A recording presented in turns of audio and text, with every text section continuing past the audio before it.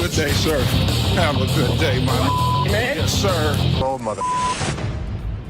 Oh, man. Who the you calling him? Really? You the ugliest two sisters I've ever seen in my life. Check out the wildest, most intense moments on Hardcore Pawn, where customers and staff bring the heat. And also get ready for some serious craziness at the pawn shop. Just another day at the pawn shop where we've got a mix of decent customers and, well, some pretty pathetic ones. Take this guy, for example. He may seem all laid back, but is he really? What you got here? That's a watch my grandmother gave me. Wow, this dude received a watch from his grandma, which is pretty sweet, right? But here's the thing. He's convinced it's solid gold and expects a fat stack of cash for it. Well, let's hook him up with the amount he's hoping for. Let's find out. 500. The problem is the metal on it is just stainless steel. Well, the metal on it is just stainless steel, so that's disappointing. But how will this guy take it? Yeah, you see this discoloration on the side? No. You don't see the rose? Whoa, hold up. This dude just flat out rejected it without even taking a peek. Talk about a major red flag, am I right? Let's then explain. In between the links were gold plated. The gold plating had rubbed off. The watch had no value. And then this guy's like, can I get someone else to check it out then? Because Les shut down his hopes of getting any cash. Whoa, okay, Mr. Expert. This dude is seriously not happy about it. Value. It does have value. How about your chain? You want to pawn me your chain? Anyway, being the sweetheart that he is, Les brings in another dude for a second opinion, just to be fair. But what happens next is totally mind-blowing and straight up disrespectful. Brace yourself for this one. It's gonna shock you. Does this bozo know what he's doing? Well, I wouldn't really call him names. Seriously, this dude needs to chill and get a grip. I mean, who does he even think he is? Anyway, from that point on, things started spiraling down, and honestly, it's for all the right reasons. 500. Nothing. Stop being a bitch. Now, Les ain't about to tolerate any disrespect, and nobody should. And this jerk is about to experience a dose of his own medicine. And let me tell you, it's not a pretty sight. Check out what Les has in store for him. Give me my mother, man. Come over here and pick this bitch. Oh man, this dude is about to get serious flipping off, I kid you not. You know what goes down with idiots like him? They're in for a rude awakening. You, get him here. Let's go, my man. Have a good day, sir. Have a good Gotta admit, that was seriously hilarious. What did Les have to lose? Nothing at all. But this guy, oh yeah, he got exactly what he deserved. The man just couldn't stop with the curses. Yes, sir. Let yourself out. Let yourself out. Oh, you think this was intense? Well, hold on tight because you haven't seen anything yet. So this dude walks in, right? And he brings in some equipment, no beating around the bush, and straight up expects a cool $100 for it. Can you believe that? Like, I'm trying to get at least 100 for it. 100,000? Yeah. I won't even be able to sell it for. Well, the guy just flat out tells him that there's no way he can cough up $100. So the customer's disappointed, but hey, at least he's keeping his cool, right? So how much can you give me, man? 20 bucks? Well, we're clueless about what this dude's gonna pull off next. But hold up. Seth comes swooping in to handle the situation like a boss. Let's see how he tackles it. Sitting on the back? Do you know what it is? It don't matter how many you sitting on in the back. Because then I can't. Well, things are seriously heating up, and it's turning into a real mess. Seth tries to talk some sense into the guy, but he's just not cooperating. And instead, he's shouting like there's no tomorrow. Dollars for this. You paid 200 for that, I overheard? Yeah, I mean, Really, you paid 200. So Seth breaks it down for him, saying it's not even worth $100. But this dude is now causing a scene, making a big fuss that's grabbing everyone's attention, to be honest. I'm trying to get money for it. I've been waiting in this line for an hour. I need more than This guy seriously needs to calm down. He's dropping way too many curse words, and honestly, it's gonna be his one-way ticket out of the shop. That's when Les steps in to take charge. Let's see how that plays out. You gonna do old man?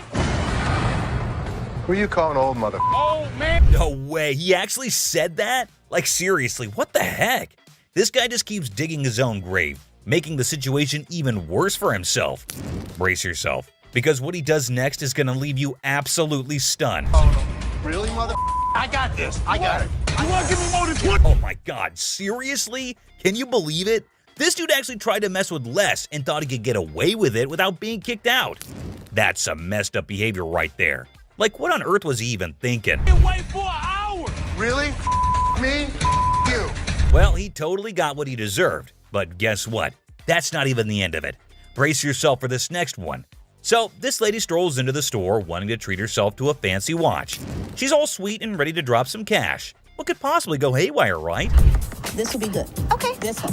This is really pretty. Now, this lady is seriously contemplating whether she should go for it or not. So, what's your take on it, guys? You think she'll end up taking it or not? That's really pretty. It's really pretty. Good on you. It was 100. 100. Okay. She went for it. Well, everything's going pretty darn smooth so far. I don't want to jinx it though, so let's just wait and see what unfolds next. Here. No. What is this? It's a $100 gift card. $100 gift card? Hold up. Is that for real? She whips out a gift card with all this confidence, and hey, is that some kind of new payment method now? Ashley looks totally baffled by this turn of events. Not a gift cards. What would you call it? It These says are- preferred customer. Right. Man, this lady is already super worked up the moment Ashley spills the beans that it's not a gift card. And she goes on to explain the situation. Talk about major agitation right off the bat. It allows you discounts on the sales floor. You can't swipe this card and apply. This lady is seriously caught off guard and maybe just can't handle the fact that it's not a gift card.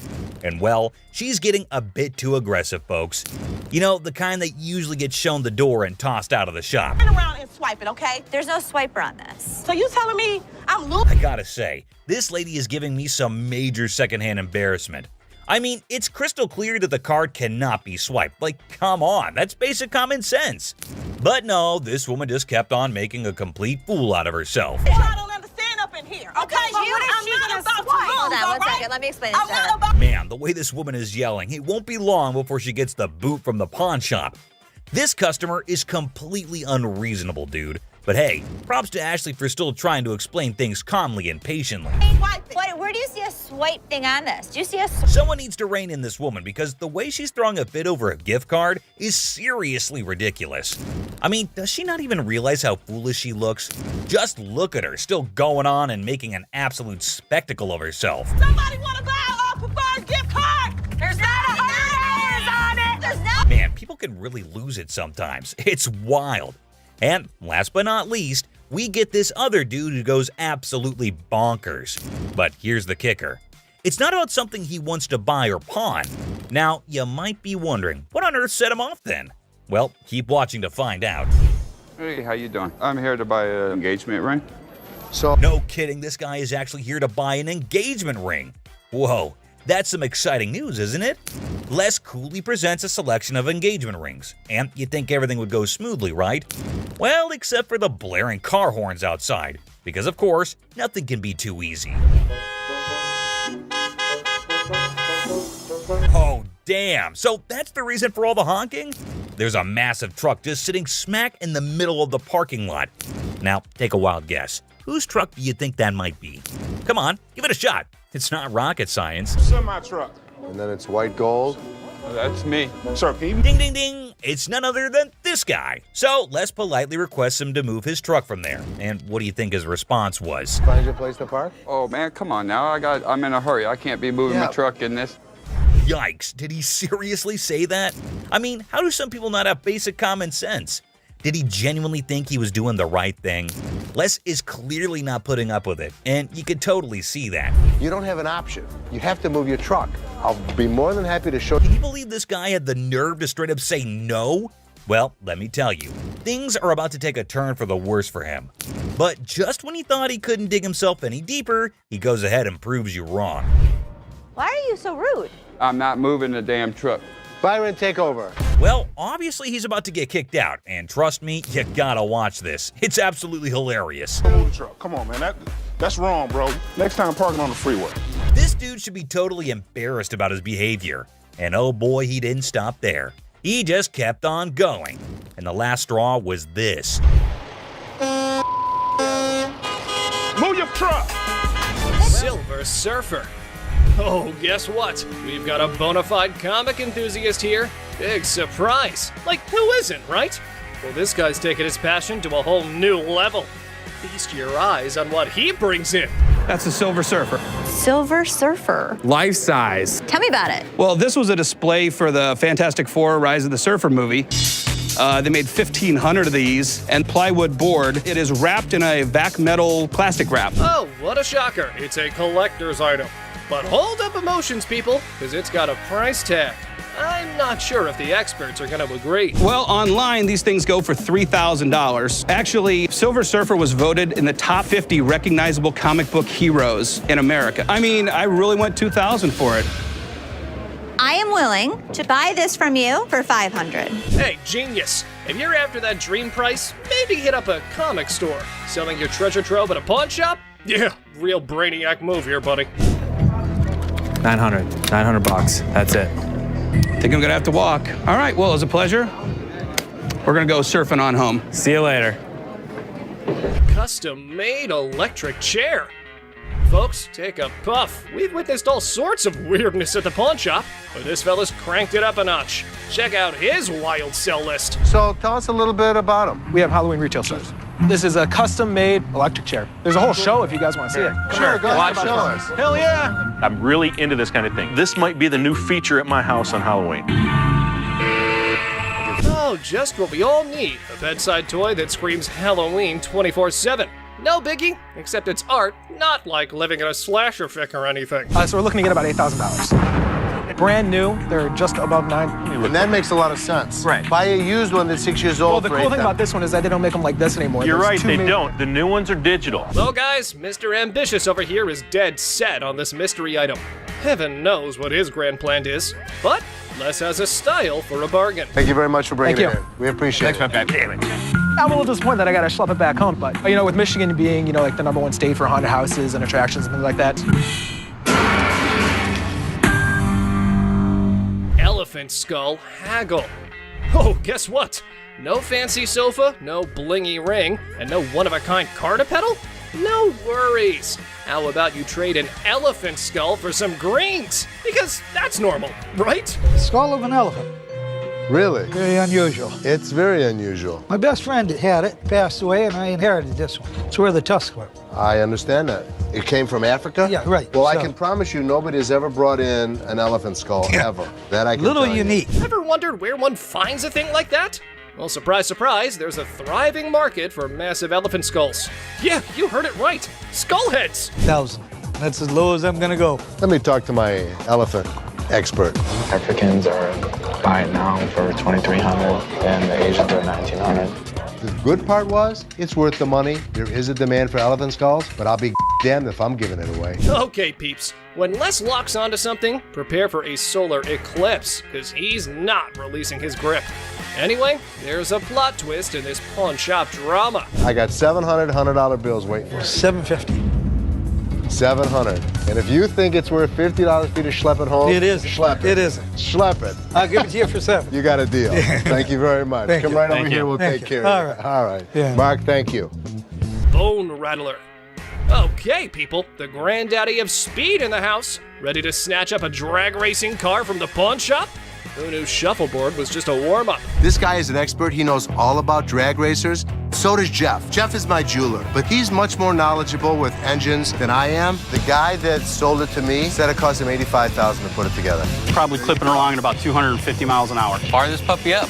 I don't know how to start it. Gather around, youngsters. We got a drag racing sage here, boasting a mere 30 years under his belt. So the wisdom dump is here, as he schools the pawn shop owner. You know how to start him? Sure. I knew you did. How long have you been racing dragsters? For about 30 years. Oh. You ready for this? I'm ready when you are.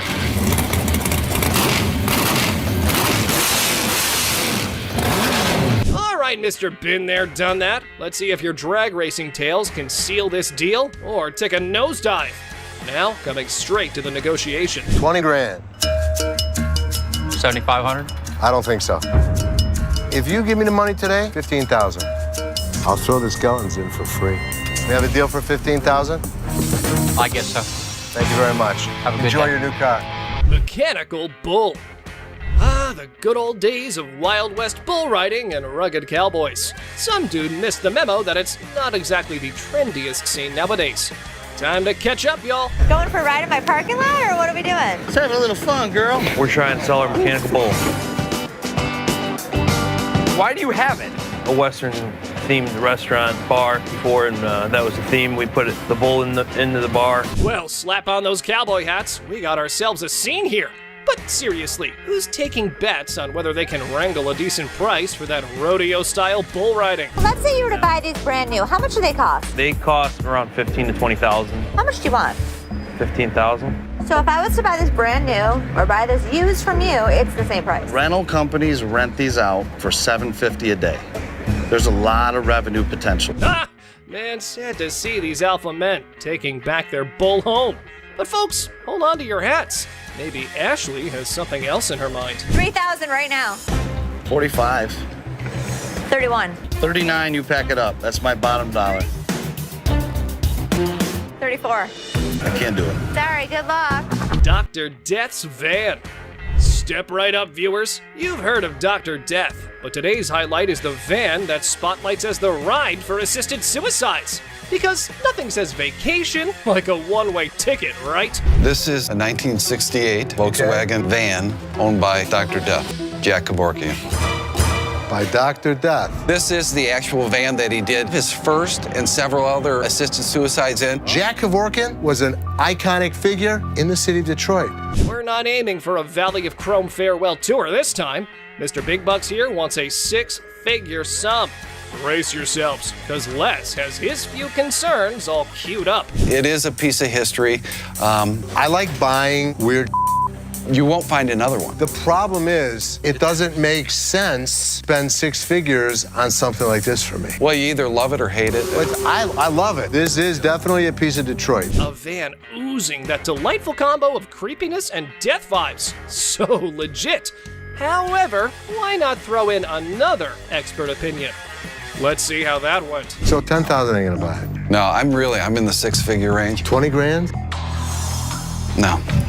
25 grand. 30 grand. 50 grand? 30. One time. 50. 30 cash right now. Bizarre bikini.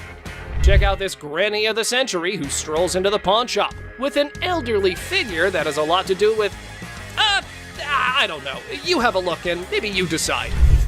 Which is the doll? I heard that. I'm undressing her. What can I say? A really nasty looking woman, but a very cool item. Yep, that's about accurate. You just saw a long-legged granny in a bikini. All the efforts are done in the name of art. However, our granny here invested in this model. How much did you want for this thing? I'd like to get $500 for it. This thing is art. It's a very cool item, but not for that price. She's really cute. I mean, she's really fun to look at, but it's not going to be even close to 500 bucks. Never mind, that was gonna be a deal breaker. Unless Les had some more quotes to add to the art piece, this stirs things up for the selling mix. Here this woman was playing my game, and I was losing. 200.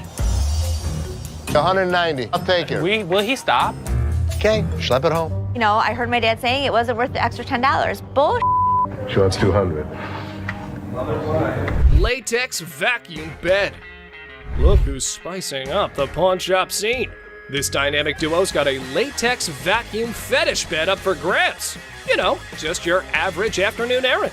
Latex vacuum bed. A what? A latex vacuum bed. So you have sex with latex? Pretty much. It's like the autoerotic asphyxiation is what Pretty it is, much, correct? yeah. Bobby J surprisingly knew exactly what this thing was. All right, I was wondering, who needs candlelit dinners when you can have vacuum-sealed intimacy?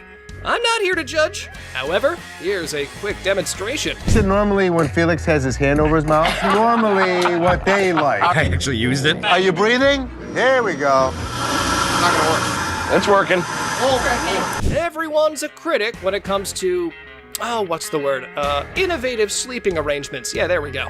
And we aren't sure if that ever went up for the big sale. Used it. So how could you not want to do this with him? Because I don't want to suffocate. It's not for everybody. I'm familiar with the bed. Very much so. Just imagine having sex and he don't have to hold you. Perfect. Well, now we got that out of the way. Just a normal fine day when this guy walks into the pawn shop and world's one-of-a-kind Les Paul SG guitar that belonged to his Aunt Mary. And guess what?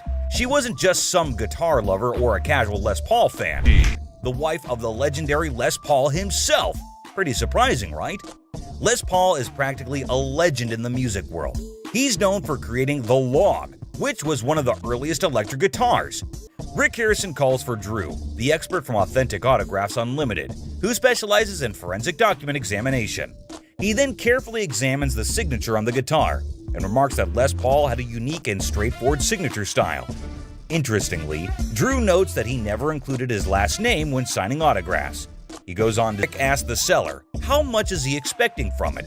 So he was like, "I want $250,000 for it." But Rick, with someone in the comments section, went all out and said that those papers would fetch a whopping $190,000 if Joe Bonamassa got his hands on them. Another user totally agreed with him and even said that if this guitar showed up in the right magazine, some millionaire rock star would easily drop at least $200,000 for it. But here's the main part. Did the pawn shop actually make any profit? Hell yeah, they did. Once the show aired, they wasted no time and threw that bad boy up on eBay. And guess what? They scored a whopping $110,000 for it. They ended up making a cool $20,000 profit, guys. Now that's what I call a successful hustle. Next up, we have a customer who came in trying to sell a sword that was supposedly forged by the famous Yasutsugu family, known for making weapons for badass samurais back in the day. But here's the twist. The seller looked familiar to Corey. It turned out that he had been there before to sell a trophy. You'll be thinking what kind of trophy it must be. Maybe some ancient artifact or something, right? But nope, it was actually a Grammy Award. Yes, all in excitement, Rick bought it. But later he found out that it was not allowed to be sold. Oops, I can see a great loss there. Because of that now, they had to be extra careful before dealing with this sword. They weren't sure if it was a legit samurai sword or just some ninja knockoff. The seller is a lawyer and claimed he had received the sword as payment for his legal work. Pretty cool, huh? Some users are even cracking jokes about why the guy was so willing to sell such a masterpiece. One such comment was he must have been scared of his wife's anger, whose eyes are always fixated on that sword. And if she ever gets her hands on it, she's ready to knock him off. Talk about a dangerous situation. Another user said he got robbed? Well, we have to wait to see the actual plot. Taking the lawyer's word for it, Corey decided to take the risk, and then he went ahead with the purchase, even without having an expert to check its authenticity. I mean, let's be real, that was pretty foolish, right? I mean, who was going to check if the thing was actually legit or not? So they asked the seller how much he wanted for it, and he said $5,000. The buyers were skeptical about its condition and started throwing offers as low as $800. That's a crazy drop. But the seller fought back, saying every bit of that sword is worth the full $5,000. If you're gonna hold my feet to the fire and make me pay as much as I can, it's gonna be $1,500. I'll come down to $2,000. I've got 5 of them right there. The shop wasn't ready to pay that much without knowing more about it, so Corey went up to $1,200. He was trying to get the best deal he could, but the seller didn't budge. They went back and forth until finally the seller settled for Corey's offer of $1,500 just to get Rick off his back for that Grammy thing. After buying the sword, Corey was not at peace and was restlessly waiting for the expert who was out of town during the appraisal. Finally, he got to meet up with Mike Yamasaki, the expert, and Corey explained how he took a shot in the dark and bought the sword without knowing if it's actually worth the money. So, after taking a small glimpse at it, Mike recognized it as a samurai sword and told Corey the history of the sword. He stated that after World War II, around 3 million Japanese swords were taken out of Japan by the occupying forces. In those days, the Japanese warriors, also known as samurai, were skilled professional fighters, and the samurai sword was like their badge of honor. If you didn't have one, no way you could call yourself a samurai, man. Then Mike decided to inspect the sword and took a closer look at it. This is the proper way to take apart a Japanese sword. They've been doing this style for centuries. Well, after the inspection was done, the expert discovered that the sword belonged to a super important samurai with ties to Japan's imperial family, probably from the 5th generation. Now, here was the interesting part. The Yasutsugu family only worked for high-level samurai, and their signature mark, like a logo, was detailed on the handle. It's the family crest of the Tokugawa family, who ruled Japan for a couple of centuries. And if anyone tried using it without permission, they'd end up losing their heads, along with their whole damn family. Scary, right? Well, it seemed that the sword had some serious historical value. Now, the big question is, how much is it worth in today's time? After considering the condition, the expert estimated that it can be restored for around $3,000. But here's the exciting part. After the restoration and blade sharpening, Corey could potentially sell it for a whopping $15,000. That's a tenfold increase from what he paid for it initially. So there you have it. Corey took a risk, bought the sword without knowing its true value, and it turned out to be a jackpot.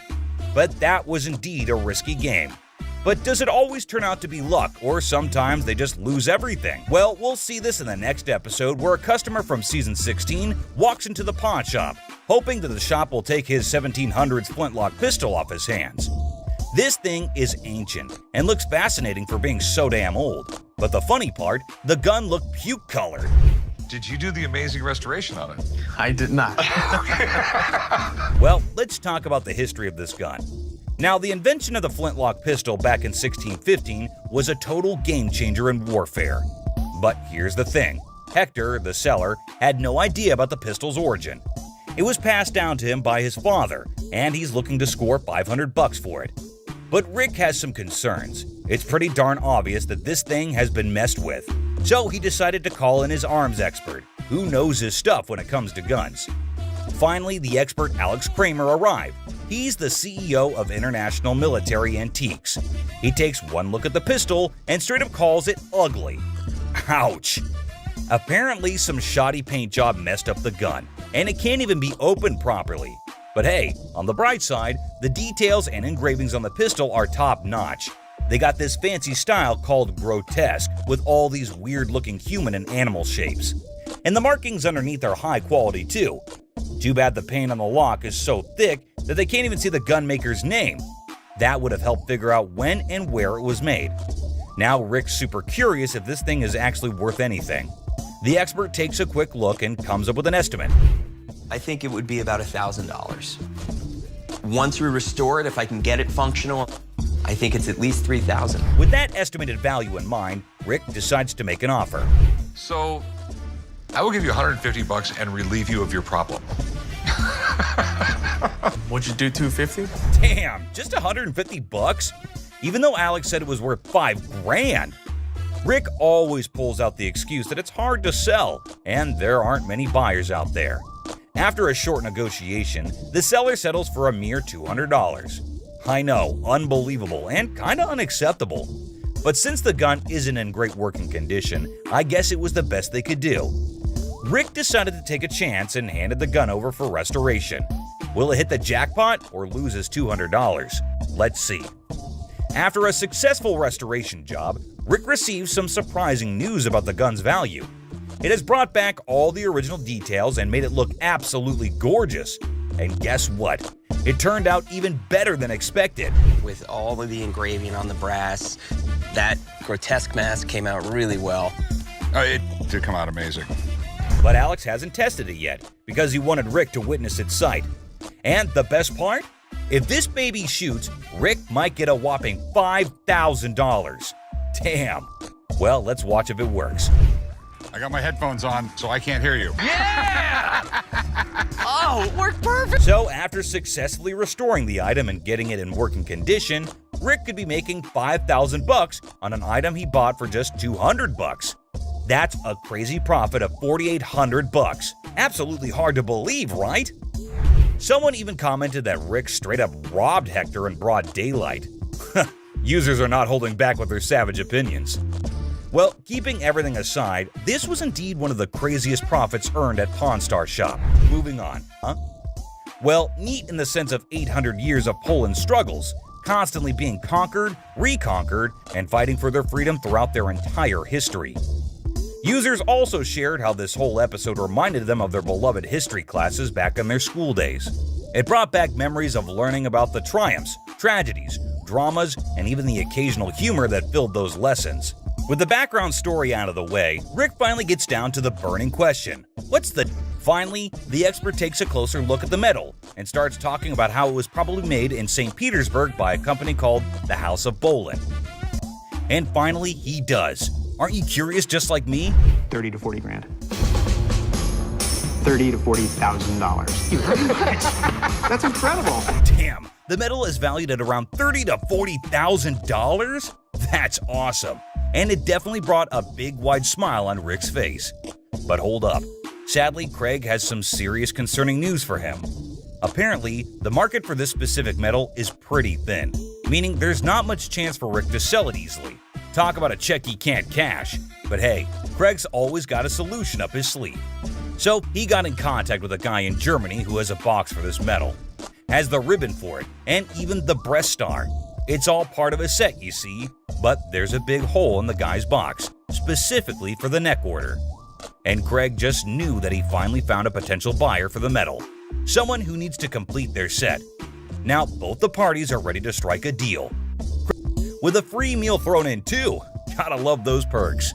One person made a comment praising the honesty of Craig, noting how he offered a price range for the metal that matched its actual value of $30,000 to $40,000. Despite knowing that Rick had only paid $6,000 for it, Craig could have easily offered a lower price, like $12,000, and made a huge profit. But instead, he respected Rick and still managed to make some money while being fair.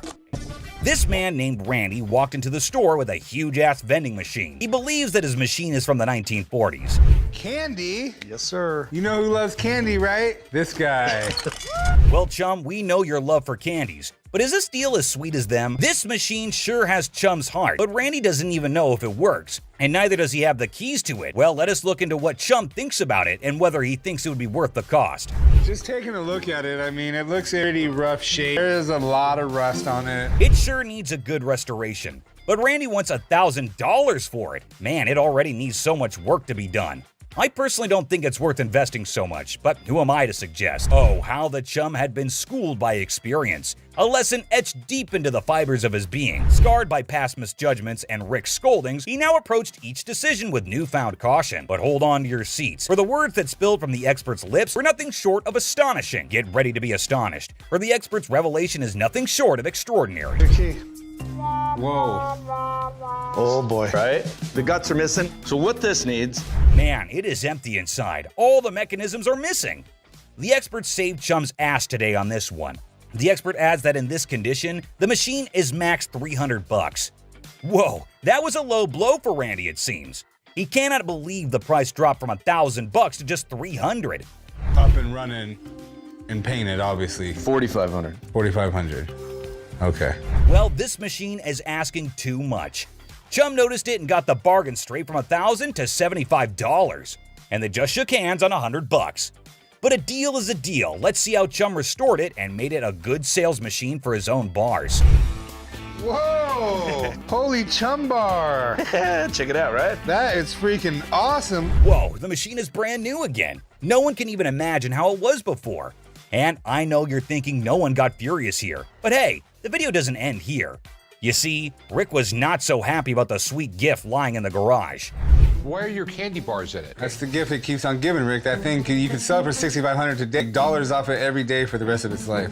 Rick's fury reaches its boiling point as he directs his anger toward Chum. With intense frustration in his voice, he makes it clear that he's had enough. In a sharp and cutting tone, Rick declares that if anyone wants to get their hands on Chum's chocolate bar, they can simply take a stroll across the parking lot and purchase it directly from the store. No more concessions or accommodations. The message is clear. Rick has drawn a line in the sand, leaving Chum to face the consequences of his actions. It's a harsh ultimatum that hangs heavily in the air, leaving Chum to contemplate the future of their strained relationship. Will Chum take the opportunity to make amends, or will the rift between them widen further? Only time will tell how this explosive situation will unfold. Ah, the timeless dance of irritation between Chum and Rick, an intricate routine that never fails to provoke a symphony of exasperation. As a well-worn melody played on a perpetual loop, Chum's knack for pushing Rick's buttons has become a legendary saga of vexation and amusement. With each encounter, their interactions tread the line between exasperated sighs and affectionate eye rolls, a delicate balance that keeps the audience captivated.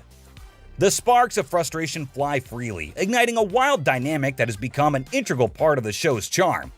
So, dear observer, prepare yourself for yet another chapter in the saga of Chum and Rick's fierce relationship, where irritation and amusement intertwine in a dance that never ceases to entertain. Did you know that Chum's not just passionate about candies, he is passionate about diving as well? You can't even imagine what he buys next. He goes to buy a sailboat. Yes, you heard it right. A full sailboat. Rick was unhappy about the candy machine. You can't even imagine how he's gonna react to this deal. Give you that. Minus a little bit of paint and, a little glue and some elbow grease, I think it's in great condition. In the realm of high-stakes negotiations, a pivotal moment emerged when Chumlee laid his cards on the table, offering a seemingly irresistible deal for a remarkable boat priced at $7,000. But Chum couldn't agree on this price. It was too much. The air crackled with anticipation as the weight of the proposition hung in the balance, threatening to tip the scales of Rick's patience. It was a make-or-break moment that had the potential to send shockwaves through their long-standing relationship. The stakes were set, and the tension mounted like a pressure cooker nearing its boiling point. Could this be the tipping point that would send Rick over the edge, leading him to unleash his wrath upon Chumlee? The suspense was palpable, and we are eagerly awaiting the outcome of this risky transaction. Chum made a really nice bargain, and came to $3,800 as the closing price. The boat, I realized I was gonna need somewhere to park. Since it's such a beauty, a better place than right in front of the pawn shop. All right, start right there. Oh boy, get ready for the inevitable fireworks when Rick lays eyes on a massive boat about to be parked right in front of the pawn shop. You just know trouble's brewing. Rick's face turns crimson with anger as he witnesses the chaos ensuing in the parking lot. Shouting fills the air, ropes are flailing about, and the situation is spiraling out of control. Now, it's up to you to decide how Rick will react. Will he burst out of the shop like a raging bull, ready to lay down the law and restore order? Or will he take a moment to cool down and approach the situation with a level head? Brace yourself for the dramatic clash that lies ahead. What insanity do you guys have going on? What's going on here? But hold on, there's a twist in this tale. Chum steps forward, determined to explain his actions, and hopeful that Rick will actually commend him for his endeavors. With a mix of confidence and trepidation, Chum begins to share his motivations and the reasoning behind his seemingly chaotic actions. He lays it all out, hoping that Rick will see the brilliance behind his plan. What do you think? How will Rick respond? Will he give Chum the recognition and praise he desires, surprising everyone with his understanding and appreciation? Or will he continue to be infuriated, dismissing Chum's explanation as nothing more than an attempt to cover up his reckless behavior? Here comes a roller coaster of emotions as this captivating scene unfolds before your eyes. I need a spot to park your 27-foot sailboat that I just bought you. A look of profound disappointment washes over Rick's face, his eyes conveying a mixture of frustration and exasperation. He can't help but feel let down by Chumlee once again. With a raised voice, Rick unleashes his discontent, emphasizing the absurdity of the low price Chumlee has set for the boat. In a biting remark, Rick suggests that if the boat is being sold at such a bargain, one can only imagine the true condition and quality of the vessel. He acknowledges the undeniable truth that a good boat worth its weight in value would never be sold at such a low cost. The disappointment in Rick's voice is palpable as he grapples with the reality of the situation and his frustration with Chumlee's decision-making. It's a moment that highlights the clash of expectations and the unrelenting nature of their dynamic. Poor Corey gets dragged into it for no apparent reason. Supposed to be a manager. You handle this. We're not going to have a boat in the parking lot. Put the boat somewhere. And where I'd like you to put it, I really can't say. Poor Chum, yet again, not appreciated for any efforts. As if the mounting list of Chum's blunders wasn't already enough to incite Rick's fury, an air of suspense fills the room as Chum finds himself teetering on the precipice of yet another foolish choice. Tension crackles in the atmosphere as we hold our breath, waiting to see if Chum will repeat his pattern of misguided decisions. The weight of anticipation hangs heavy, like a dark cloud looming overhead. In the midst of this suspenseful moment, Rick's anger simmers beneath the surface, ready to erupt like a volcano. The stakes are high, and the consequences of Chum's potential misstep could be dire. Prepare to have your mind blown. Have you ever heard of a street-legal pirate ship? No worries if you haven't, because it was a revelation for me too. Picture this, a captivating vessel that sails through the streets instead of the high seas. This audacious individual is actually selling a pirate ship that doesn't navigate water, but instead driven around during parades and events. The sheer novelty of this concept is enough to make your jaw drop. Can you imagine the spectacle of a fully decked out pirate ship roaming the streets, spreading swashbuckling cheer and captivating onlookers? It's an unconventional twist on the nautical adventure, where imagination takes flight on wheels instead of waves. A fascinating change that challenges traditional boundaries and sparks the imaginations of all who encounter it. For a ship, you can actually drive 60 miles an hour on the highway. This is awesome. In a moment of anticipation, Chum captures a picture of the pirate ship and eagerly sends it to Rick, seeking his seal of approval. It's no secret that Chumlee's heart is set on acquiring this extraordinary vessel. However, Rick's response reveals a familiar pattern. He doesn't always share Chum's level of enthusiasm. Despite Chumlee's unwavering excitement, Rick's support wavers, casting a shadow of doubt over Chum's aspirations. Nevertheless, amidst the uncertainty, Chumlee embarks on an unforgettable adventure on the ship, immersing himself in a world of whimsy and joy. The pirate ship becomes a catalyst for moments of pure bliss as Chumlee discovers a sense of freedom and exhilaration that he has never experienced before. It's a testament to the power of chasing dreams, even in the face of skepticism. Join Chumlee as he embraces the sheer thrill of sailing on that ship, creating memories that will last a lifetime. If I can make a deal, Rick will think I'm the man. As the wind tousled Chumlee's hair and the weather played its part, a symphony of elements converged to enhance his adoration for the float even further. Each gust of wind whispered its approval as if urging him to embrace the exhilaration that danced in the air. The perfect weather conditions seemed to align, creating an enchanting atmosphere that heightened his connection with the pirate ship. With every passing moment, Chumlee's affection for the vessel grew as if it were infused with magical essence. In the midst of it all, Chumlee savored the joy and freedom that enveloped him, cherishing the sensation of pure bliss as he sailed through the streets on the ship that had captured his heart. As Chumlee eagerly awaits Rick's response, hoping for validation and support, his heart sinks when he reads the crushing words that appear on his screen. Rick's text delivers a blow that pierces Chumlee's enthusiasm, leaving his spirit wounded and his dreams deflated. The message, like a dagger to the heart, shatters the joy and optimism Chumlee had been clinging to. The heartbreaking reality sets in as he realizes that Rick's words don't align with his own deep-rooted passion for the pirate ship. It's a moment of profound disappointment as Chumlee grapples with the stark contrast between his own excitement and Rick's lack of endorsement. Emotions swirl within him: hurt, confusion, and a tinge of resentment. I'm sure he's not going to buy it. He doesn't have any money on him. But he's an idiot. Amidst the tangled web of desires and concerns, Corey possesses a keen understanding of Chumlee's nature. He recognizes that once the request to abstain is made, Chumlee is unlikely to proceed with the purchase. In this aspect, Rick's fears find resonance in Corey's assessment. The rational part of their minds acknowledges the validity of Rick's concerns. Even if Chumlee were to succumb to impulsive desires and make a foolish decision, the stark truth remains: the price of the pirate ship far surpasses his financial means.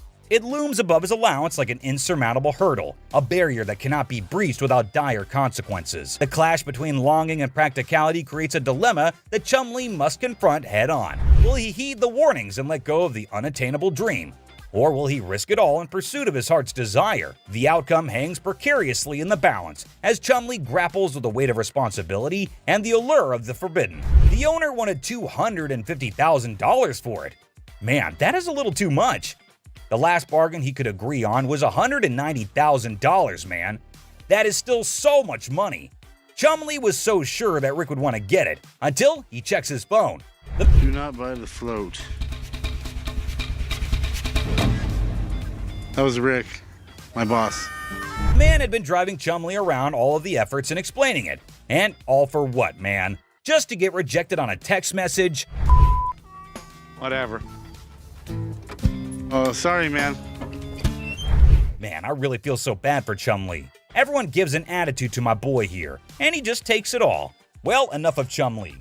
Sometimes even Rick makes a mistake, and the great Harrison is not at all happy about this one.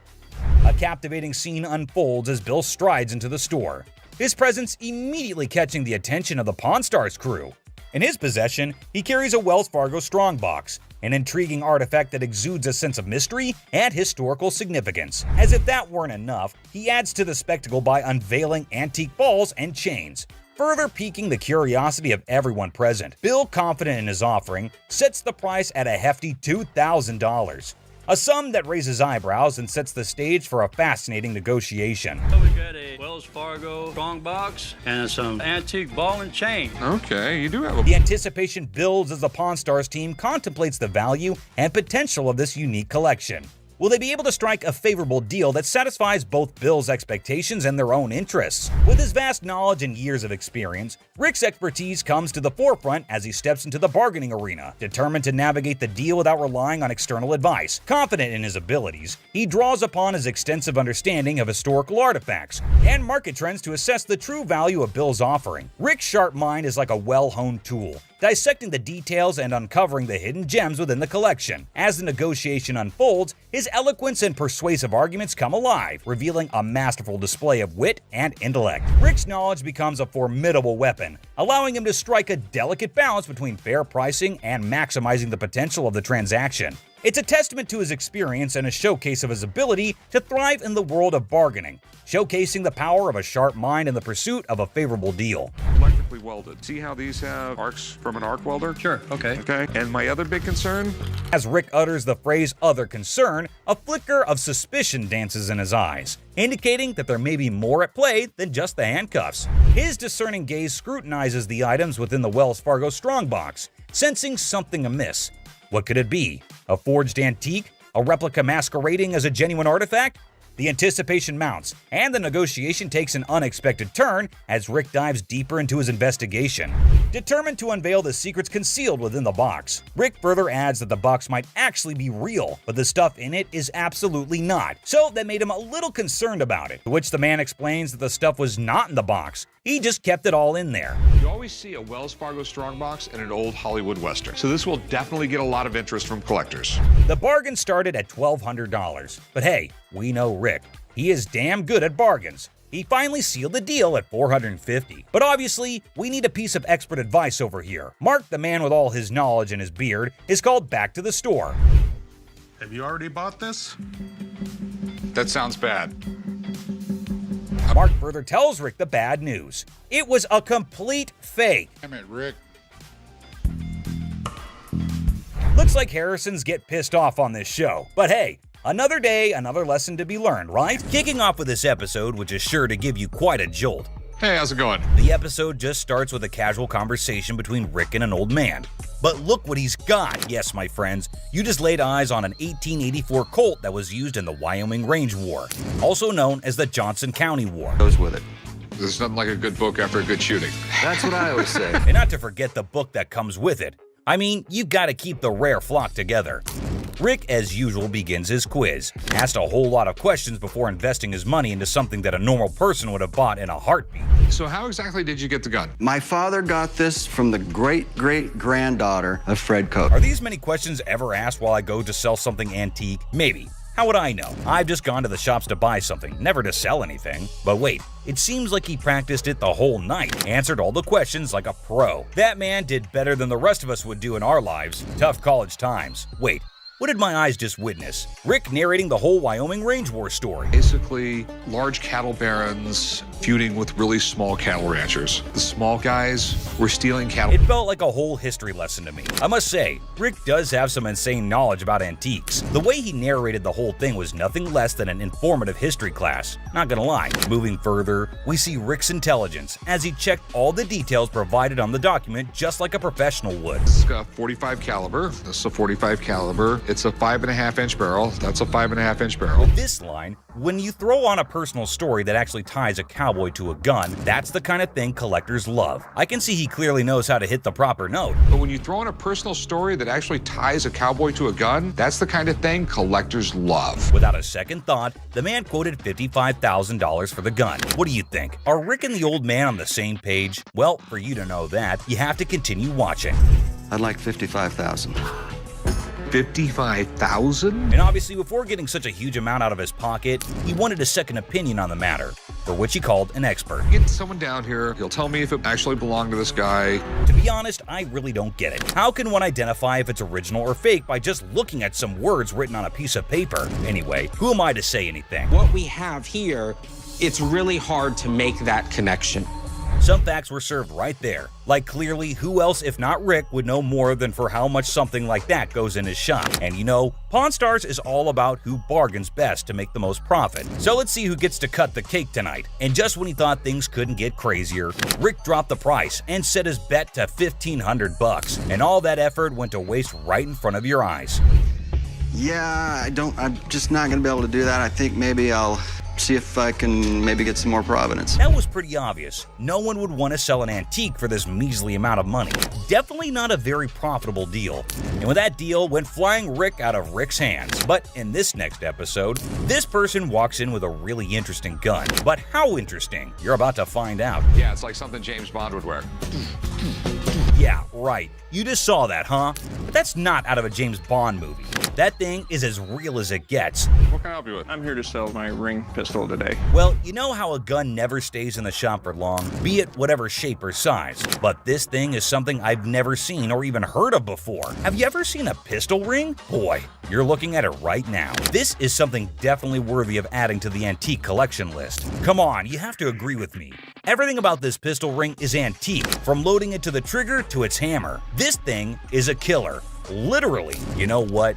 If I ever went undercover on a mission, I would definitely carry this cute little devil. James Bond, we just found your vibe. And I know Rick would agree with me too. Yeah, that man seems very particular about the price he's going to ask for that dangerous ring. I'm looking to get $9,000. I'll use it to buy some of the things I collect more often. I personally would wear that ring everywhere. It's an all-in-one combo, kind of a hidden treasure who can double up like your personal bodyguard. It's unreal how cool this thing is. But hey, did Rick just contradict me? Wear them just for fashion. Damn. Rick has got a good sense of humor, not gonna lie. Seriously, getting hit by that mini pistol ring would definitely hurt your ego hard, man. It's also seriously a gun. I mean, it would really hurt getting shot with this thing. And oh, I kid you not when I say that the man clearly did his homework right. He literally asked for $9 grand in the blink of an eye. I mean, that piece truly is a showstopper. But that expensive? Damn. A $9 grand. They're pretty rare. So what happened is that the deal took an intense turn, and Rick, being the smartest in this show, had to prove it. So before finalizing the deal, he wanted a bit of expert advice. I mean, that's always better than regretting later, right? So let's see what the expert had to say about this antique pistol ring. The European gunsmiths, they were making all kinds of little weird things. This is the Imperial Protector. Basically, looks like this tiny mean machine has taken down quite a few people in the past. So it must cost a bomb. But let's hear it from the expert himself. For $11,500. Okay. Thanks, Tony. I really appreciate it. Whoa. I never expected that. $11.5K? That's crazy. And just look at the size of that thing. That thing is golden for sure. But as you know, Rick plays by his own rules. And I'm curious to know what he has to offer. I'll give you $3,000 for it. No, can't do it. Okay, so Rick is trying to settle the deal for $3 grand. But bro, that's like not even half the price the seller asked. Do you think the man will accept the offer? For someone who knew a great deal about the pistol ring, I don't think this man is gonna budge. But Rick wasn't ready to give up or give in as yet. So, do you think they'd both settle on the same grounds? Who do you think is gonna win this round? Well, let me put your anxiety to rest. For here comes the moment you're waiting for. As amazing as this thing is, I'm sorry, I just can't do it. And just like that, Rick missed the chance and saw the extraordinary collector's pride walk right out of his door.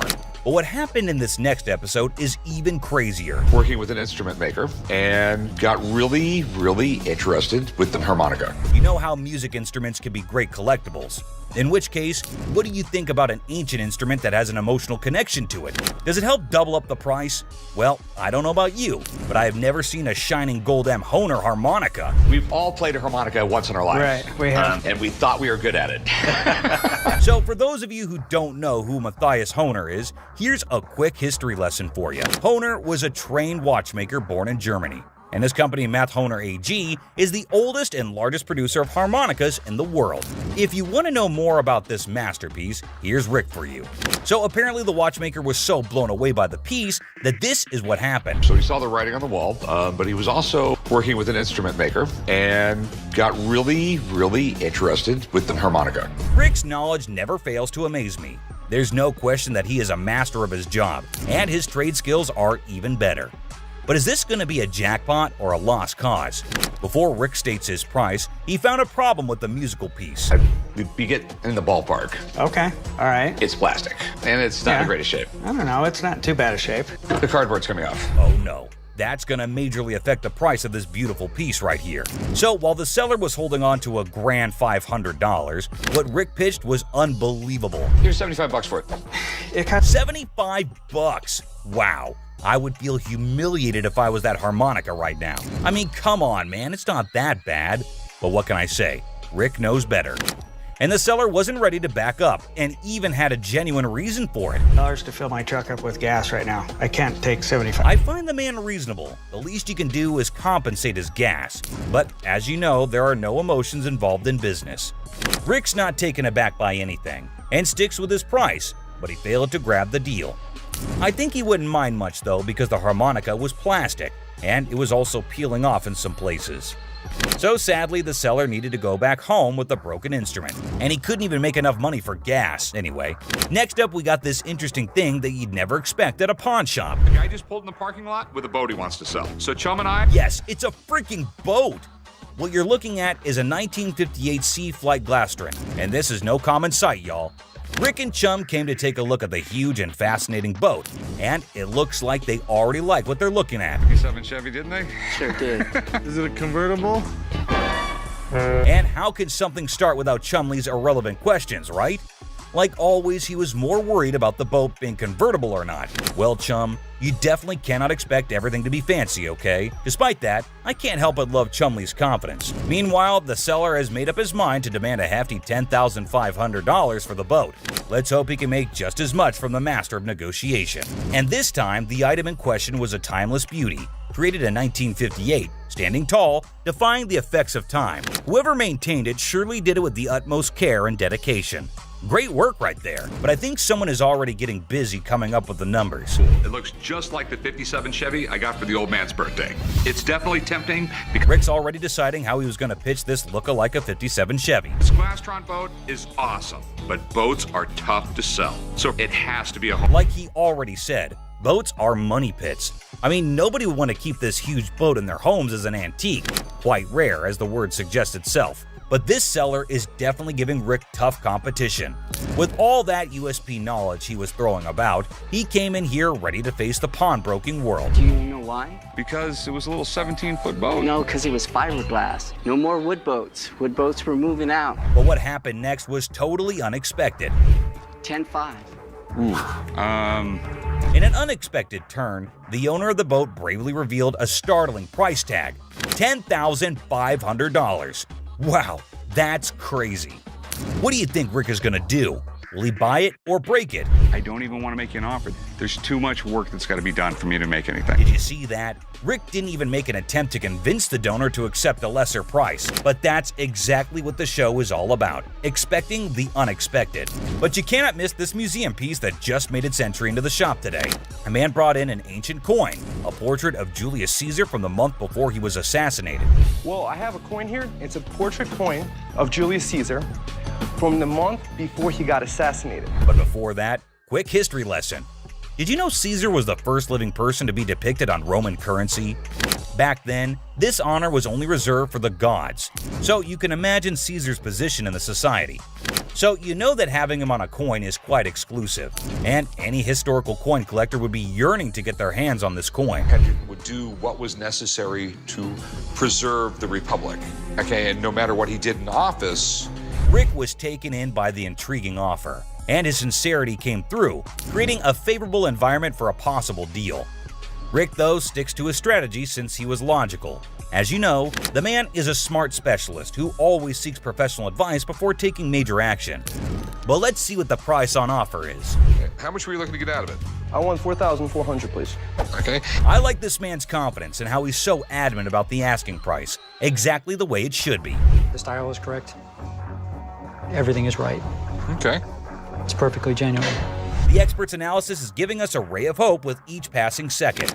So let's see what the experts have to say. $1,500. retail? Retail. Wait, what was that? $1,500? Are you kidding me? I thought that coin was a big deal. But what just happened?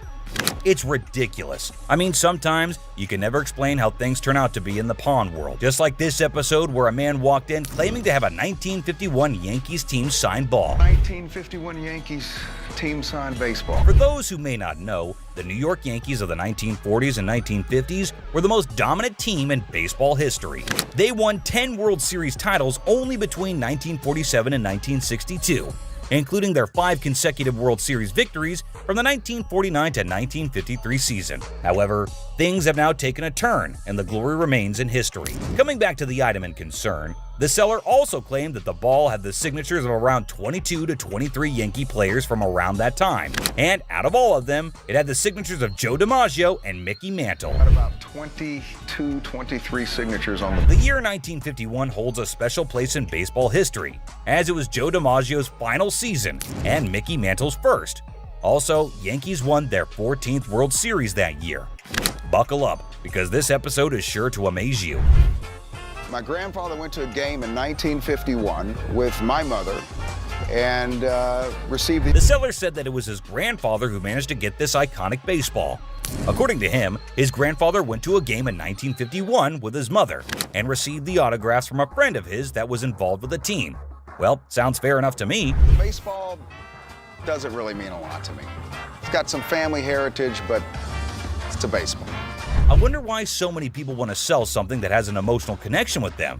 But the seller's reason behind selling such an iconic ball seems pretty fair to me. This would be perfect for the company softball game. Chumley, I'm fixing to hit you. Charlie was trying to play the fool, but Benjamin remained unaffected, steadfastly focused on the business at hand. Benjamin saw nothing but the business and got right back into it. I don't trust this guy.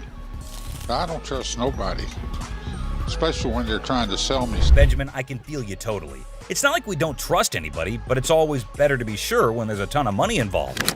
No doubt the expert had to be called in. I do believe that this is a genuine 1951 Yankees baseball. Whoa, it looks like there's some good news for the man, and we might see some bills going out of the shop. But wait, don't be sure. You never know when the deal goes south. I think $3,000 is a reasonable amount for the ball. With audacity that leaves me breathless, a staggering demand of $3,000 was quoted for the ball. And it's quite obvious as well. After all the authentication and the proof, anyone would ask for that kind of money. They fired about $800. But wait, what? Benjamin just quoted $800? That's it? No one would sell it for that much, Benjamin. But he was in this business before most of us, and I assume he'd know better. So these were some of the times deals got out of hand on Pawn Stars. So which one of these intrigued you the most? Let us know in the comments down below. And don't forget to subscribe for more such videos. And I'll see you in the next one. Until next time, guys.